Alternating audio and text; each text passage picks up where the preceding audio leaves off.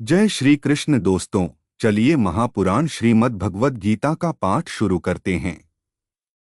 श्रीमद् भगवद गीता अध्याय 4 पूर्ण कथा। हिंदी। कुरुक्षेत्र के युद्ध भूमि में अर्जुन के प्रश्नों का उत्तर देते हुए भगवान श्री कृष्ण कहते हैं, हे अर्जुन, यह जो योग मैं तुम्हें सिखा रहा हूँ, यह कोई नया ज्ञान नहीं है। इसे मैंने सबसे पहले सूर्यदेव विवस्वान को दिया था।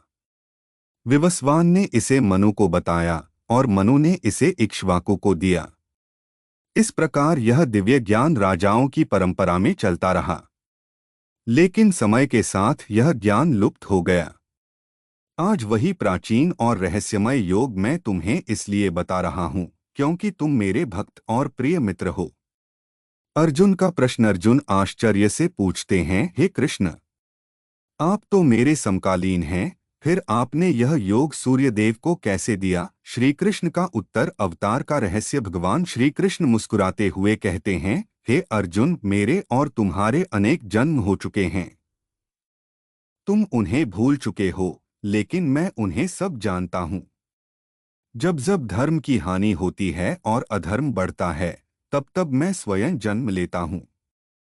सज्जनों की रक्षा के लिए, दुष्टों के विनाश के लिए और धर्म की स्थापना के लिए मैं हर युग में अवतार लेता हूँ। कर्म और अकर्म का रहस्य। फिर श्री कृष्ण अर्जुन को कर्म का गूढ़ रहस्य समझाते हैं। कर्म क्या है, अकर्म क्या है और विकर्म क्या है, यह समझना बहुत कठिन है। जो मनुष्य कर्म करते हुए भी स्वयं को कर्ता नहीं मानता, जो अपने कर्मों को ईश्वर को समर्पित कर देता है, वह कर्मों से बंधता नहीं। कर्म में अकर्म देखने वाला और अकर्म में कर्म देखने वाला ही सच्चा ज्ञानी है। ज्ञान से कर्मों की भस्मता। भगवान कहते हैं, जैसे अग्नि ईंधन को भस्म कर देती है, वैसे ही ज्ञान की अग्नि मनुष्य के सभी पाप कर्मों को जला देती है। इस संसार में ज्ञान से पवित्र कुछ भी नहीं है। जो श्रद्धा और संयम के साथ ज्ञान प्राप्त करता है, वह शीघ्र ही शांति को प्राप्त करता है।